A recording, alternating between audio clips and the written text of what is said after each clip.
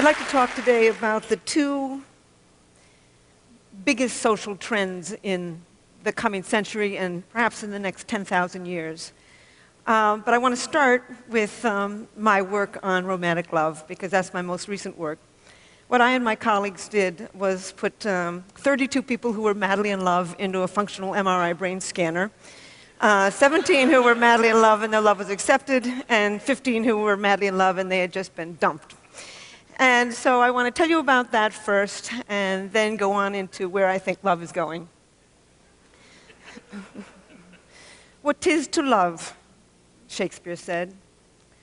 I think our ancestors, I think human beings have been wondering about this question since they sat around their campfires or lay and watched the stars 1,000,000 years ago.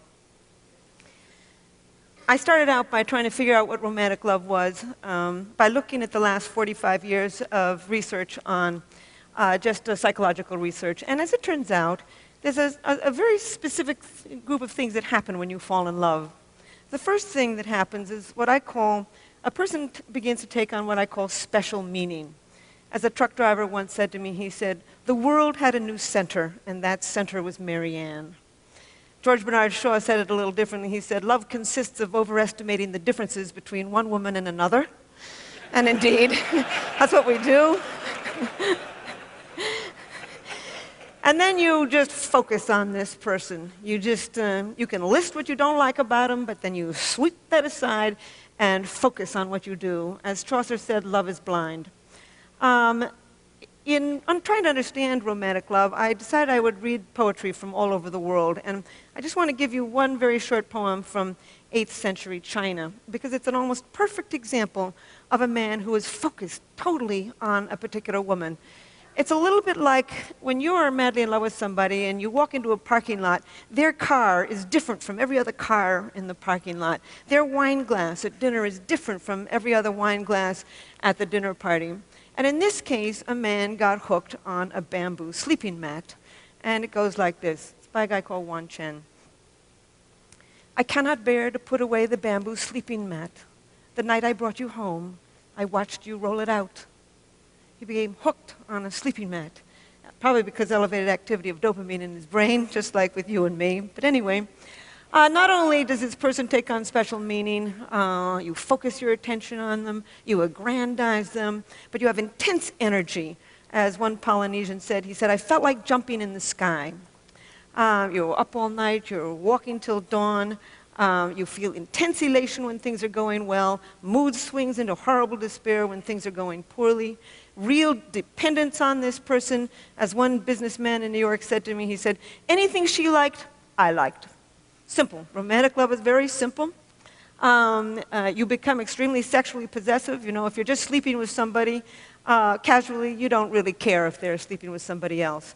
But the moment you fall in love, you become extremely sexually possessive of them. I think that is a Darwinian, there's a Darwinian purpose to this. The whole point of this is to pull two people together strongly enough to begin to rear babies as a team.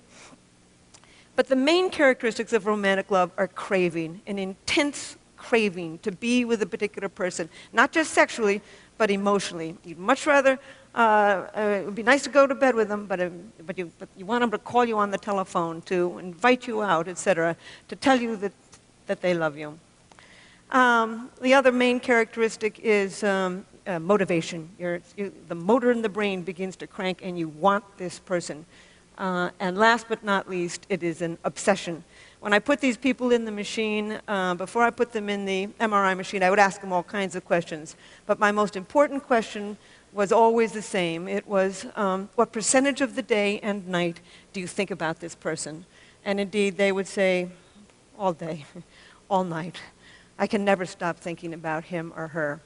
And then the very last question I would ask them, I would always have to work myself up to this question because I'm not a psychologist, I don't work with people in any kind of traumatic situation, and my final question was always the same. I would say, would you die for him or her?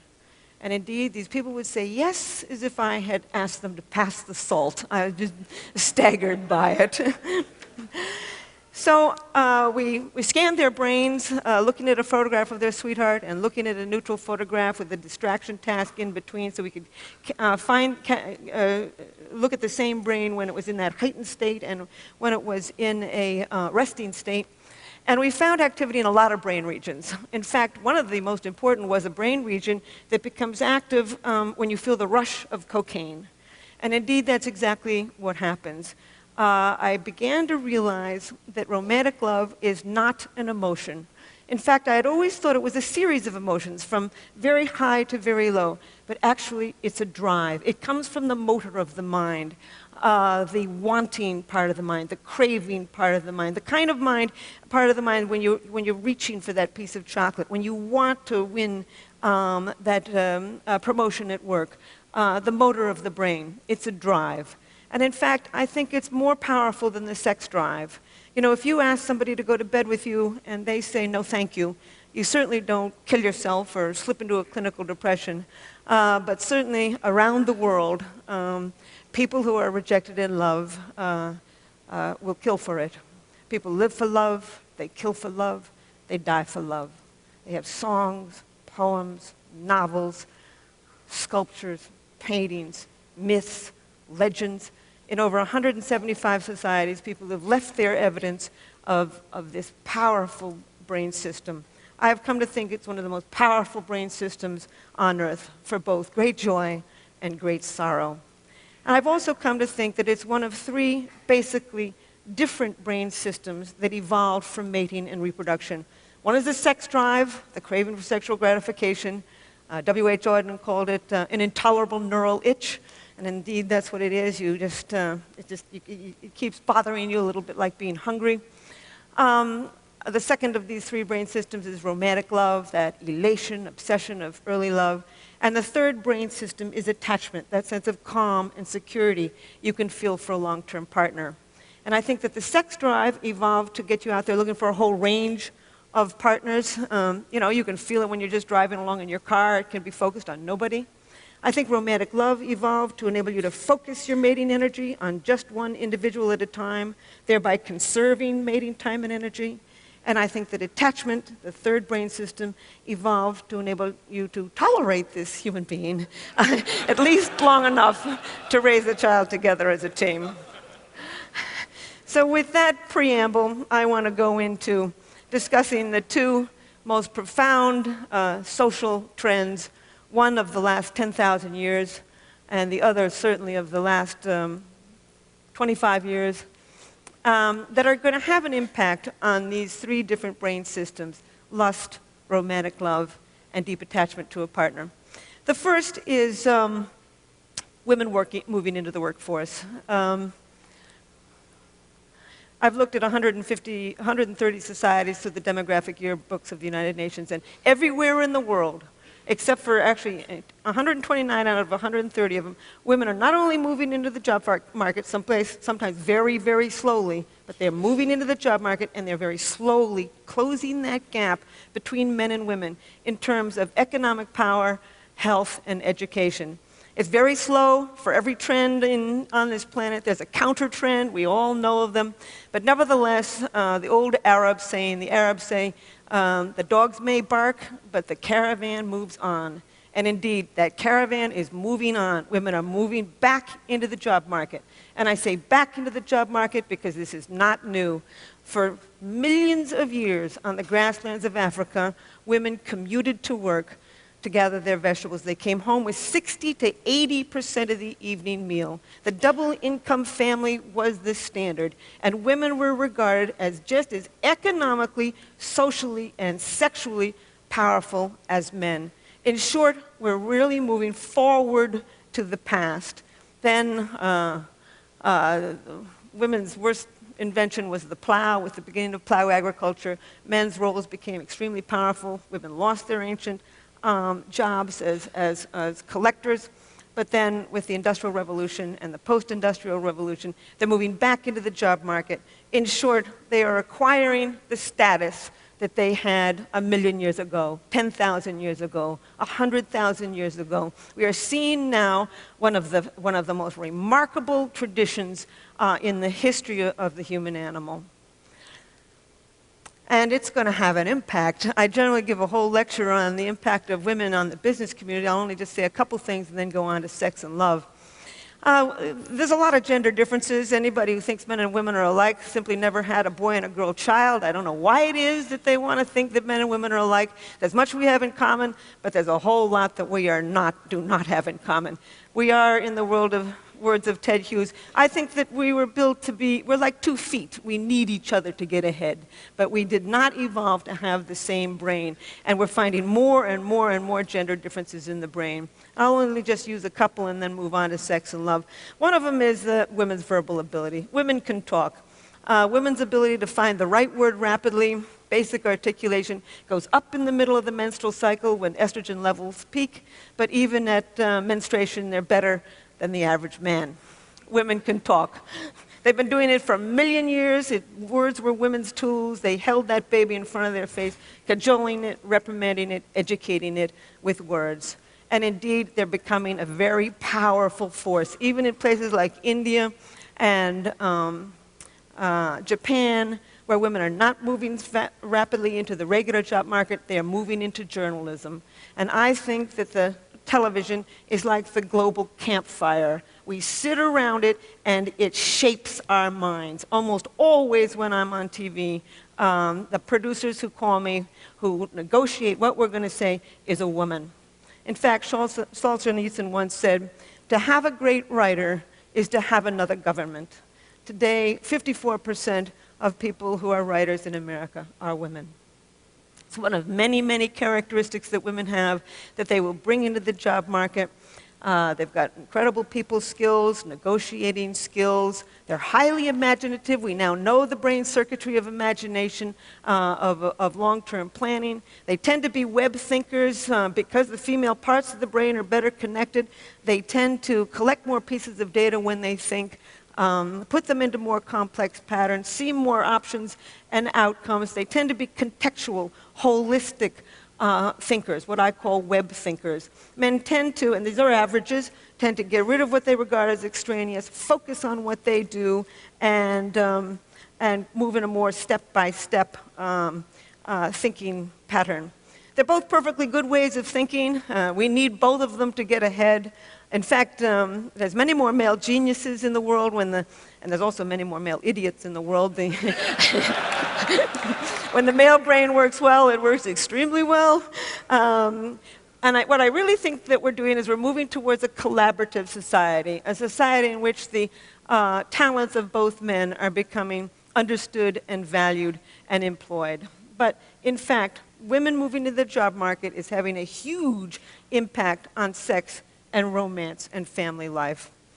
Foremost, women are starting to express their sexuality. I'm always astonished when people come to me and say, why is it that men are so adulterous? And I say, well, why do you think more men are adulterous than women? Oh, well, men are more adulterous. And I say, well, who do you think these men are sleeping with? Basic math. Anyway, in the Western world, women start sooner at sex, have more partners, express less remorse for the partners that they do, marry later, have fewer children, leave bad marriages in order to get good ones. We are seeing the rise of female sexual expression. And indeed, once again, we're moving forward to the kind of sexual expression that we probably saw on the grasslands of Africa 1 million years ago, because this is the kind of sexual expression that we see in hunting and gathering societies today. We're also returning to an ancient form of marriage, equality.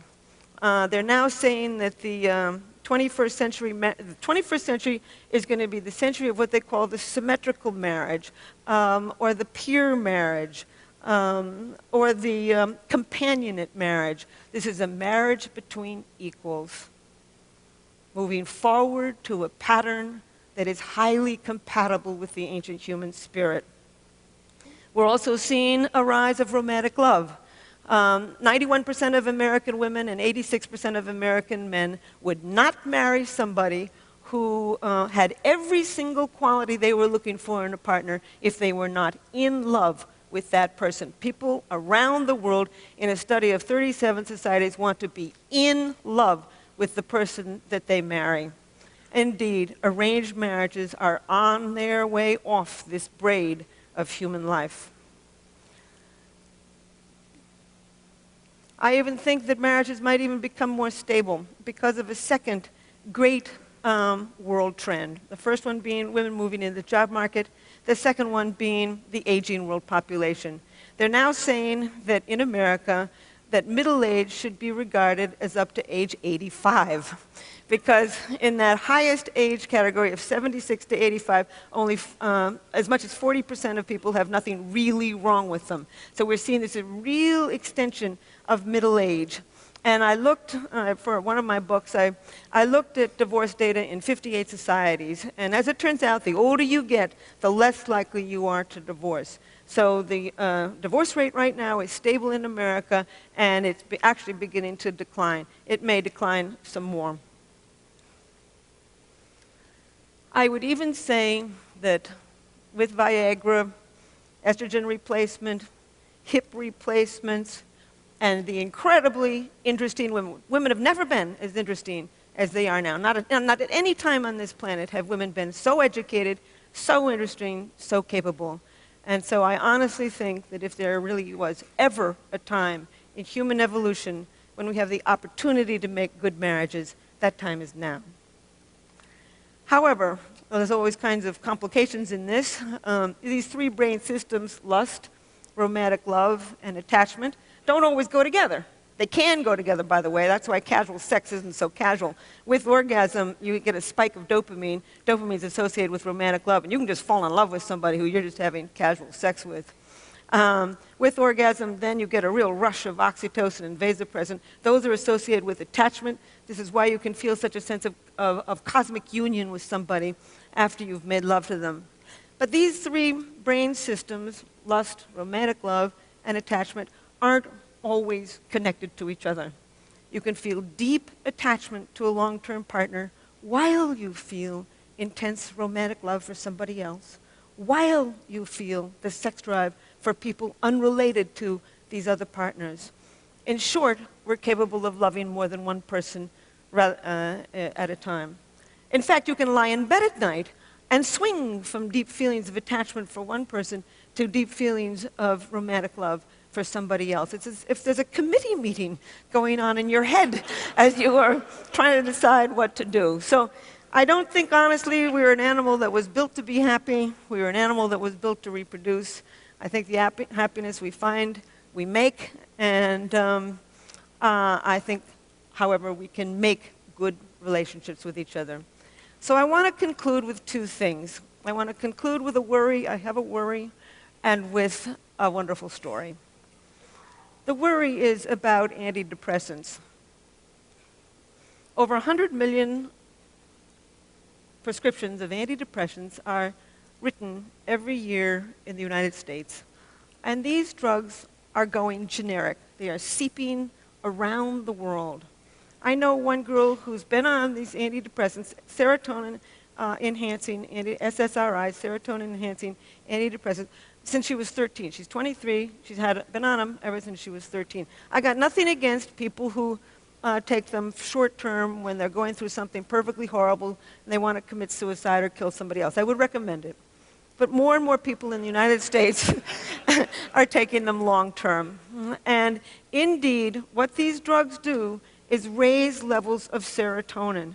And by raising levels of serotonin, you suppress the dopamine circuit. Everybody knows that. Dopamine is associated with romantic love. Not only do they suppress the dopamine circuit, but they kill the sex drive. And when you kill the sex drive, you kill orgasm. And when you kill orgasm, you kill that flood of drugs associated with attachment. The things are connected in the brain, and when you tamper with one brain system, you're going to tamper with another. I just simply say that a world without love is a deadly place. So now, thank you. I want to end with a story and then just a comment. I've been studying romantic love and sex and attachment for 30 years. And I'm an identical twin. I'm interested in why we're all alike. Why you and I are alike, why the Iraqis and the Japanese and the Australian Aborigines and the people up the Amazon River are all alike. And about a year ago, an internet dating service, Match.com, came to me and asked me if I would design a new dating site for them. I said, I don't know anything about personality. I said, you think you got, I don't know, you think you've got the right person? They said, yes. It got me thinking about why it is that you fall in love with one person rather than another. That's my current project. It will be my next book. There's all kinds of reasons that you fall in love with one person rather than another. Timing is important. Proximity is important. Mystery is important. You fall in love with somebody who's somewhat mysterious, in part because mystery elevates dopamine in the brain, probably pushes you over that threshold to fall in love. You fall in love with somebody who fits within what I call your love map, an unconscious list of traits that you build in childhood as you grow up. And I also think that you gravitate to certain people actually with somewhat complementary brain systems, and that's what I've now contributing to this. But I want to tell you a story to illustrate, I've been carrying on here about the biology of love. I want to show you a little bit about the culture of it too, the magic of it. It's a story that was told to me by somebody who had heard it just from probably a true story. It was a graduate student I'm at Rutgers, and my two colleagues, Art Aaron is at SUNY Stony Brook. That's where we put our people in the MRI machine. And this graduate student was madly in love with another graduate student. And she was not in love with him. And they were all at a conference in Beijing. And he knew from our work that if you go and do something very novel with somebody, you can drive up the dopamine in the brain and perhaps trigger this brain system for romantic love. So he decided he'd put science to work, and he invited this girl to go off on a rickshaw ride with him. And sure enough, I've never been in one, but apparently they go all around the buses and the trucks, and it's crazy, and it's noisy, and it's exciting, and he figured this would drive up the dopamine, and she'd fall in love with him. So off they go, and she's squealing and squeezing him and laughing and having a wonderful time. An hour later, they get down off of the rickshaw, and she throws her hands up and she says, "Wasn't that wonderful? And wasn't that rickshaw driver handsome?"